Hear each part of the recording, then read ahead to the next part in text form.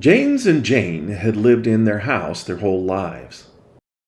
They knew everything about it, from every creaky stair, around every hiding spot, and every twisty branch in the woods out back. Well, almost everything.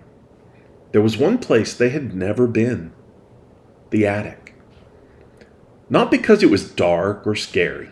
In fact, it was quiet and bright, with a big round window at the top of the house.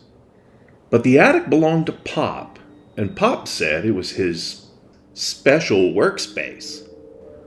No one was allowed up there without permission. Pop was their dad.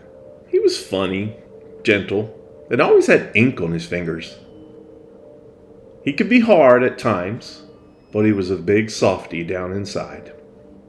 He worked upstairs most days, scribbling in old notebooks or tapping away on an old typewriter. When James asked what he was working on, Pop just smiled and said, "Oh, just stories." James didn't believe that for a second. That morning, he used a spoon as a mirror to spy on the stairwell from the breakfast table. Jane wasn't convinced either. She stirred slow circles in her cereal with her spoon, eyes locked on the attic door. Who locks a door just for stories? She asked quietly. Mom, standing by the sink folding a dish towel, gave them a knowing smile. There are some doors you only open when you're ready. Let Pop be. Mom always seemed to know things before anyone else. She kept the whole family steady, making sure schoolwork got done, Sunday shoes were polished, and church snacks weren't just cookies.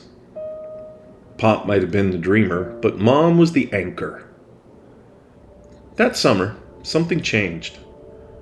One morning, as Pop disappeared up the attic stairs, Jane noticed something odd. That's not normal, She whispered. A shimmer, soft and blue, slipped out beneath the attic door and danced across the hallway floor like a ribbon of light. James leaned forward, squinting. He's hiding something. I know it. Later that day, when the house was quiet and Mom was on the phone with Aunt Melody, they crept down the hallway. James tapped at the attic door lightly. It gave a soft thud.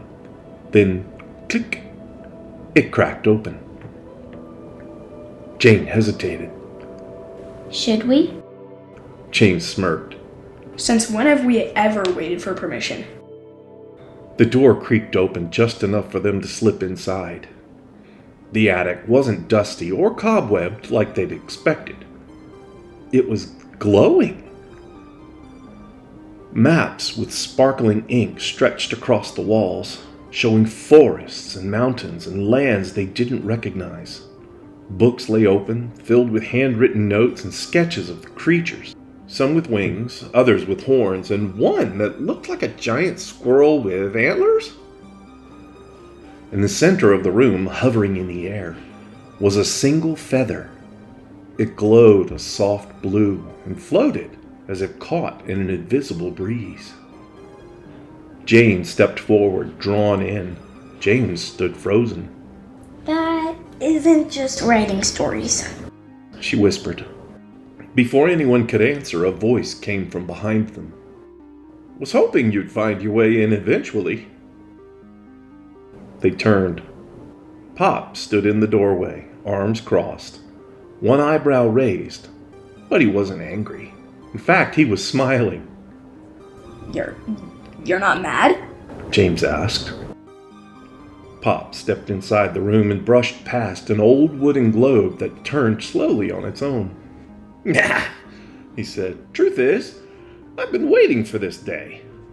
"You're old enough now," Old enough for what? Jane asked. Pop looked around the room, then at his kids. "For the truth," he said softly. "And for your first assignment."